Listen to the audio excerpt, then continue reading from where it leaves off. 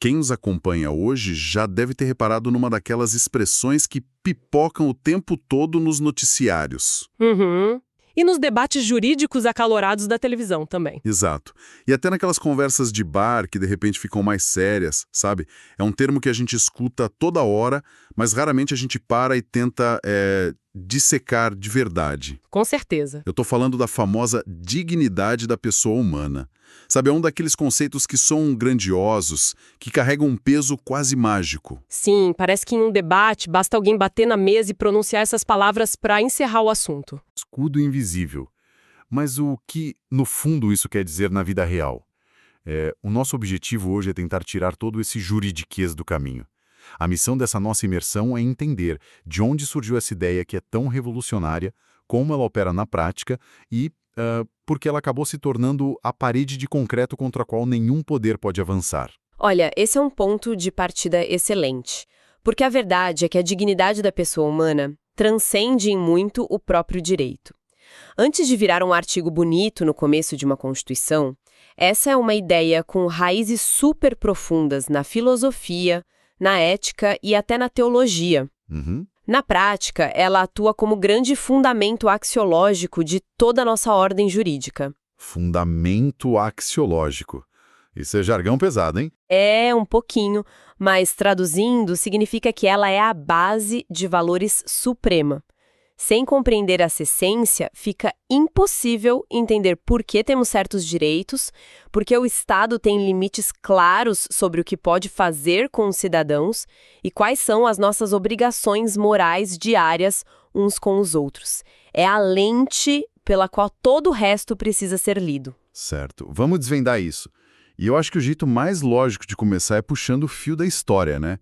A origem das palavras sempre entrega muita coisa pra gente. Ah, sempre. A etimologia é fascinante. Se a gente pegar a etimologia, a palavra dignidade vem lá do latim dignus, que basicamente significava aquele que merece estima e honra. E sabe o que é louco nisso? O quê? É que na antiguidade, essa tal estima estava totalmente atrelada à posição social do indivíduo. Era quase como uma medalha de honra ao mérito. Tipo, se a pessoa fosse um nobre ou um general romano vitorioso, ela tinha muita dignidade. E se fosse um camponês? Não tinha nenhuma. Tinha a ver com status puro e simples. Exatamente. E a grande virada evolutiva desse conceito, e vale ressaltar que foi um processo bem doloroso, que levou séculos para amadurecer, é justamente a ruptura violenta com essa ideia de status.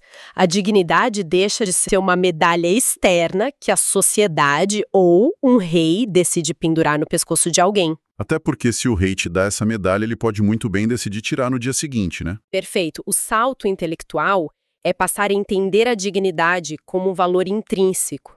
Ela passa a ser vista como algo cravado na natureza de todo e qualquer ser humano. Pelo simples fato de uma pessoa pertencer à espécie humana, ela já possui dignidade. Independentemente de ser um gênio ou não. Exato. Independentemente de ter a conta bancária recheada, da cor da pele ou do mérito pessoal. É uma mudança de paradigma que abala completamente as estruturas do mundo antigo. Então é como se deixasse de ser um prêmio de produtividade e passasse a ser um equipamento de fábrica, certo? Exato. Já vem instalado na pessoa. Adorei a analogia. Já vem de fábrica. E pelo que estamos explorando aqui, dá para quebrar essa estrutura em 3 dimensões que funcionam juntas. A primeira é essa que acabamos de falar, o valor intrínseco. Ninguém me deu, logo nenhum governo pode dizer que eu não tenho. Perfeito. A segunda dimensão, que é vital para a proteção do indivíduo, é a inalienabilidade. Isso significa que a dignidade não pode ser comprada, não pode ser transferida para terceiros e, o mais intrigante, não se pode nem mesmo renunciar a ela. Ela acompanha a pessoa do primeiro suspiro até o momento da morte. Mas espera aí, quer dizer que mesmo que eu quisesse, sei lá, assinar um contrato abrindo mão da minha dignidade em troca de $1 milhão, o direito diz não, você não pode fazer isso? Exatamente isso. O contrato seria nulo de pleno direito. O Estado e a sociedade protegem a pessoa até de decisões extremas que ela possa tomar contra o seu próprio valor humano fundamental. Caramba! E aí entra a terceira dimensão, que é a aplicação jurídica. Essa ideia abstrata, que nasceu em rodas de filosofia, desce para o papel e se transforma no alicerce palpável de todos os direitos. Vira a tal parede de concreto que você mencionou lá na introdução. É o limite prático. Isso, é o limite prático que freia os abusos tanto do Estado quanto das empresas e de outras pessoas no dia a dia. Olha, o que me deixa muito curioso é pensar em como a humanidade conseguiu dar esse salto. Porque a gente saiu de um mundo onde o valor de um ser humano dependia literalmente da cadeira em que ele sentava na corte, para um mundo onde o valor é universal. Como a gente convenceu sociedades inteiramente baseadas em hierarquias e escravidão de que o camponês lá do fundo do feudo tinha a mesma dignidade que o rei absolutista? É uma jornada e tanto. Sim, se a gente ligar a nossa máquina do tempo filosófica hoje, onde foi que essa semente foi plantada? O que é fascinante aqui é que essa viagem intelectual é uma das mais ricas da nossa história. Nós podemos fazer 3 paradas cruciais nessa nossa máquina do tempo. A primeira nos leva diretamente para a Grécia e Roma antigas, com os filósofos da escola estoica. O estoicismo está super em alta hoje em dia, né? Muito. Nomes como Epícteto e Marco Aurélio são super citados. E eles foram os pioneiros em afirmar que todos os seres humanos possuem um valor intrínseco por um motivo específico. Todos nós somos dotados de razão.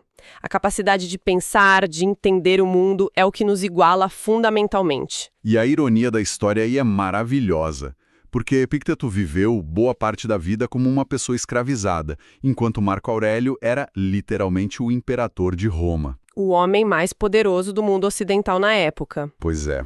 E, no entanto, para a filosofia deles, a razão colocava os dois no mesmíssimo patamar. Pensa bem no quão perigosa e explosiva essa ideia, numa época em que a economia inteira dependia da escravidão e da submissão. Dizer que um escravizado e o imperador são iguais em valor era pedir para arrumar problema. Sem dúvida, era uma ideia incrivelmente subversiva. Mesmo que os estoicos não tenham conseguido, na prática, derrubar a instituição da escravidão na época, mas a semente da igualdade racional estava ali, plantada. Qual é a nossa segunda parada? A segunda parada nos leva à tradição cristã, que moldou profundamente o pensamento ocidental, especialmente durante a Idade Média. E aqui a gente tem que destacar a influência monumental de pensadores como Tomás de Aquino. Certo. Na visão cristã medieval, a dignidade deixa de ser ancorada apenas na razão pura e passa a vir do fato de o ser humano ter sido criado, como dizem os textos, à imagem e semelhança de Deus. Ou seja, o ser humano é elevado a um patamar sagrado dentro da criação. Exato. E isso confere um peso que blinda o indivíduo contra julgamentos puramente terrenos de valor. Se todos são filhos de uma mesma divindade, o respeito que cada um merece passa a ser incondicional. A miséria, a doença ou o fracasso social não apagam a centelha divina que existe na pessoa. Foi um passo crucial para solidificar a ideia de um valor universal inquebrável. Então a gente tem a razão dos estoicos e a centelha sagrada da Idade Média. E aqui é que a coisa fica realmente interessante, porque a gente desembarca na Era Moderna, onde isso tudo ganha sua forma definitiva. E é impossível falar dessa transição sem colocar na mesa um dos maiores pesos pesados de todos os tempos, Immanuel Kant. Ah, o Kant! O grande divisor de águas. Ele pegou esses milênios de filosofia e criou meio que uma regra de ouro, não foi? Foi sim. No século XVIII, Kant desenvolveu a formulação mais influente do conceito moderno de dignidade. E ele fez isso através de uma distinção lógica muito elegante, que a gente chama de distinção kantiana. Kant separa o mundo em 2 categorias fundamentais: coisas que têm preço e coisas que têm dignidade. O que tem preço pode ser substituído por algo equivalente. Deixa eu tentar trazer isso para a vida prática. Se o meu notebook cai no chão agora e espatifa, ou se o meu carro dá perda total, eu vou ficar muito chateado. Mas eu posso ir na loja e comprar outro igual. Eles têm um valor de mercado, uma utilidade específica, eles são substituíveis, logo, eles têm um preço. Uma analogia direta e super precisa. Coisas, objetos e até ferramentas tecnológicas têm preço. O valor deles é totalmente relativo à utilidade que oferecem para nós. Por outro lado, o ser humano racional, por ser único e insubstituível, não tem preço. Ele possui dignidade. Você não substitui uma pessoa por outra equivalente como faz com um notebook. De jeito nenhum. Para Kant, a grande sacada é que o ser humano é um fim em si mesmo. A verdadeira liberdade reside na nossa capacidade de traçar nossos próprios caminhos e objetivos, sem jamais sermos usados como meras ferramentas. Nossa, isso de não ser tratado como ferramenta me lembra muito o ambiente corporativo tóxico moderno. Sabe aquelas empresas que esgotam o funcionário até a última gota de saúde mental, tratando a pessoa literalmente como um recurso humano, uma peça na engrenagem que pode ser descartada e substituída quando quebrar? É o exemplo perfeito do que não fazer. É exatamente isso que a filosofia de Kant condena. Ele tem até aquele princípio famoso, o imperativo categórico, que dita essa regra moral. No meio. Nunca como meio. Isso. Quando um ambiente corporativo ou um governo trata uma pessoa apenas como uma escada, um degrau para alcançar lucro ou poder, a dignidade está sendo rasgada. É essa visão que se tornou o pilar central dos direitos humanos modernos. Bom, a teoria é maravilhosa. A filosofia enche os olhos. Mas o nosso trato aqui, no começo da imersão, foi tirar isso do mundo das ideias e descer para o chão de fábrica, né? Para a sala de emergência do hospital, para a fila do desemprego. Vamos lá! Então, o que tudo isso significa na prática? Como essa dignidade gigantesca se traduz na vida real de todos nós que estamos aqui tentando entender o conceito? Pelo que vimos, dá para dividir isso em 4 pilares práticos, certo? Sim, podemos organizar a aplicação prática da dignidade em 4 atributos essenciais para ficar bem claro. O primeiro deles é a autonomia da vontade. Trata-se da capacidade de autodeterminação. Ser dono do próprio nariz. Basicamente, é a liberdade de escolher suas crenças, de decidir com quem você quer se relacionar, qual profissão seguir e como gerir a própria vida. Na área médica, por exemplo, a autonomia é o que garante a um paciente adulto e lúcido o direito de recusar um tratamento médico ou até uma cirurgia. Mas espera aí, vamos testar esse limite. Imagine que o paciente está com uma condição gravíssima.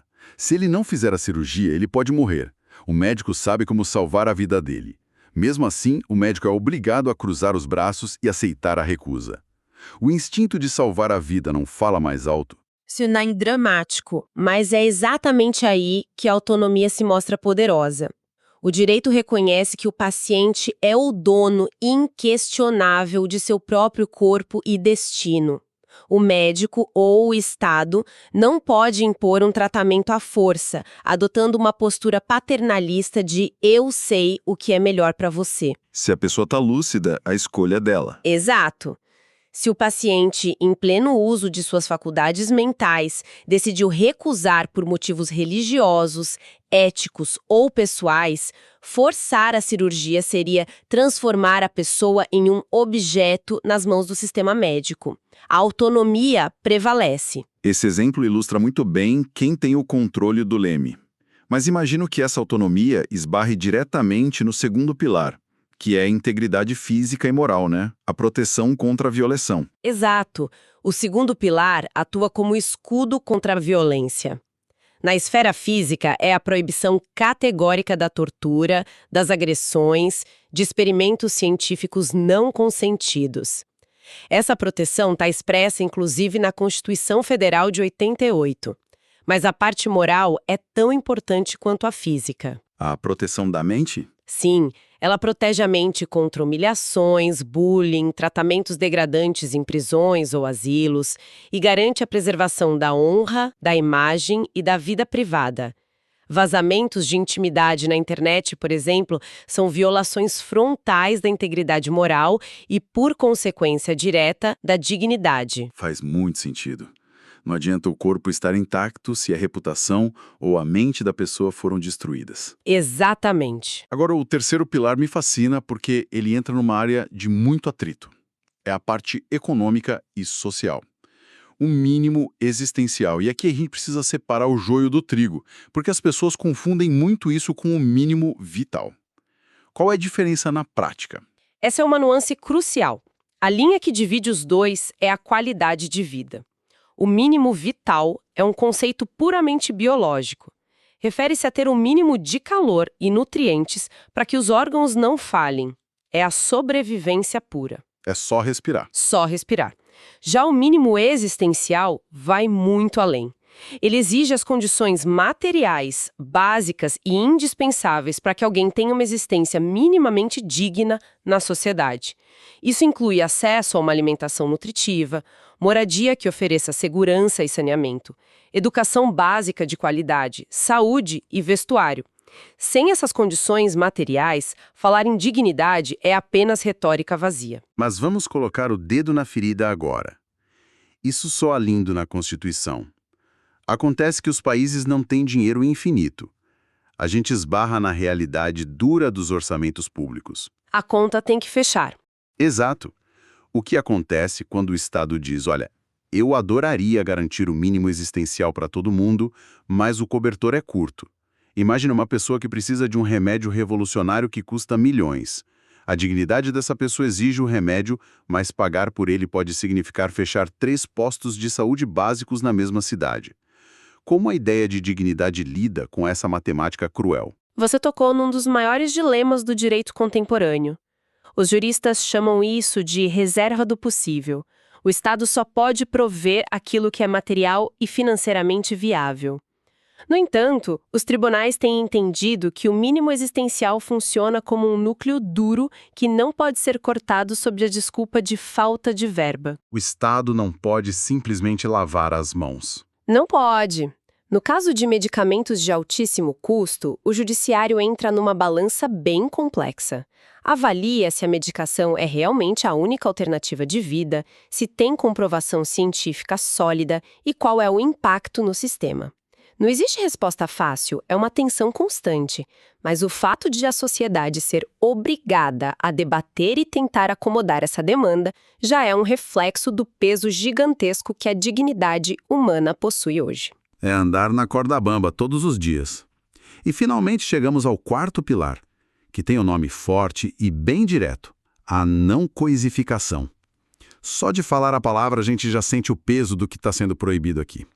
É a aplicação literal daquele imperativo do Kant. Precisamente, a vedação à coisificação é a proibição absoluta de tratar qualquer pessoa humana como objeto, ferramenta, mercadoria ou mero instrumento de lucro e prazer. Inevitavelmente, a gente olha para trás e a escravidão surge como o exemplo histórico mais aterrorizante da coisificação. Transformar o ser humano com seus sonhos e sua razão em uma propriedade que é comprada, vendida e herdada como gado é a aniquilação completa da dignidade. Total. Mas a gente estaria sendo muito ingênuo se achasse que isso ficou no passado, lá no século XIX, não é? Sem dúvida alguma. A proibição da coisificação é terrivelmente atual.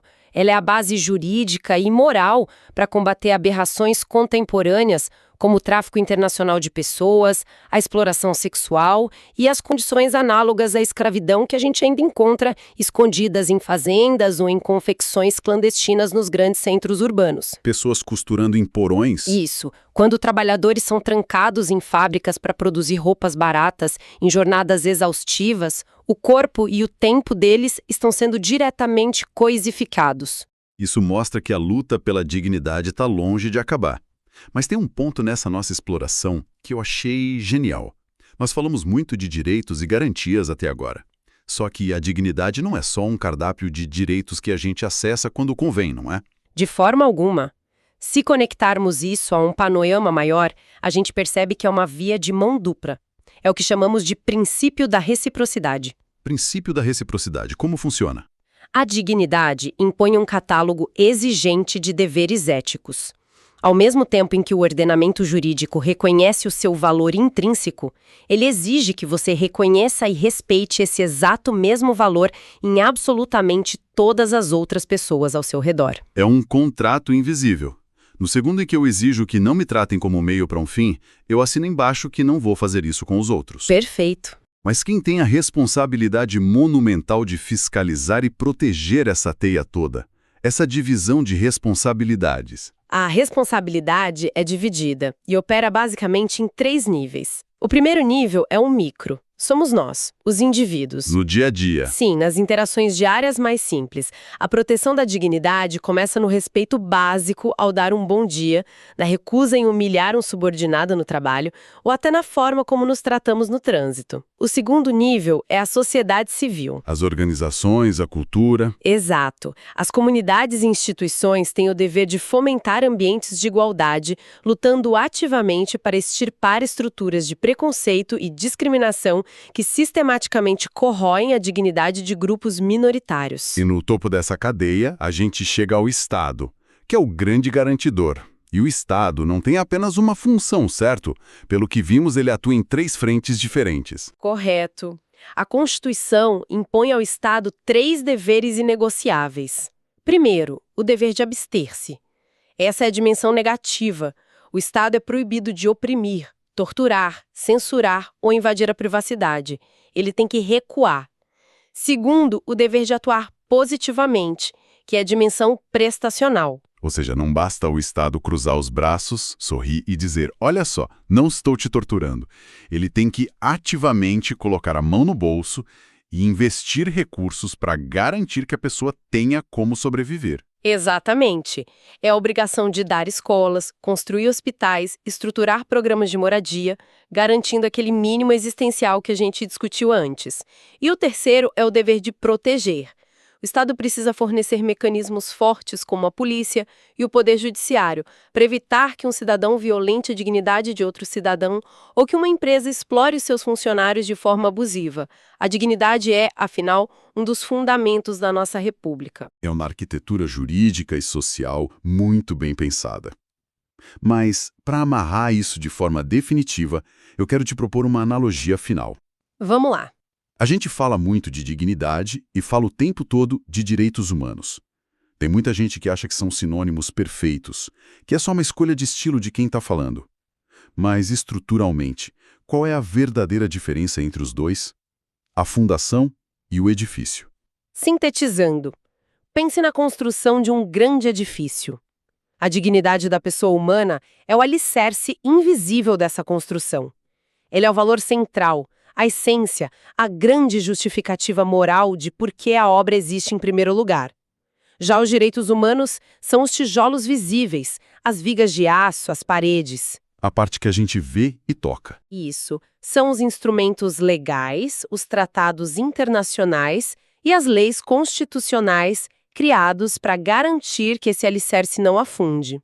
Um não existe sem o outro. Sem os direitos humanos aplicados na prática, a dignidade ficaria pairando no ar, sendo apenas uma ideia filosófica bonita, mas inútil diante de um ditador. E, por outro lado, sem a dignidade no centro de tudo, os direitos humanos seriam apenas burocracias frias, regras sem coração. Proteger a dignidade através dos direitos humanos é proteger a nossa própria essência. Que margem clara. Fazendo um apanhado de tudo que a gente mergulhou e desconstruiu aqui, fica muito evidente que a dignidade da pessoa humana está anos-luz de ser um conceito empoeirado, restrito a provas de faculdade de direito. Muito pelo contrário, ela é a engrenagem pulsante que permite que a gente ande pelas ruas sem medo, que a gente faça as escolhas de quem vamos amar ou qual tratamento médico vamos aceitar e que a gente possa exigir respeito, não por causa do nosso saldo bancário, mas pelo simples, corriqueiro e espetacular fato de que existimos.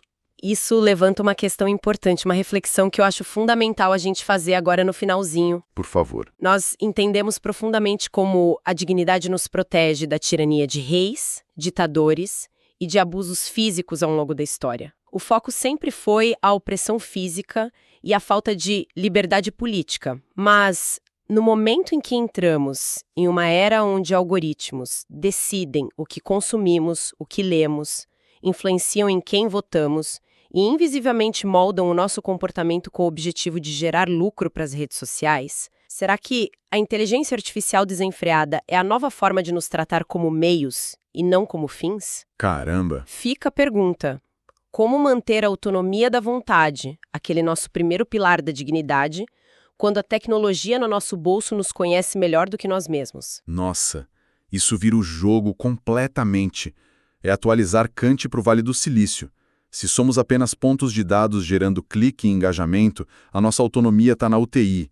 Eu deixo esse questionamento pesado, porém vital, ecoando na mente de todos nós que passamos por essa imersão hoje. A batalha para proteger o nosso valor intrínseco não é um capítulo encerrado nos livros de história. É um desafio diário, especialmente diante dessas novas fronteiras invisíveis da tecnologia. Continuem curiosos, continuem questionando como o mundo ao redor trata todos nós e, acima de tudo, não abram mão de serem os verdadeiros autores das suas próprias histórias. A gente se encontra na nossa próxima exploração.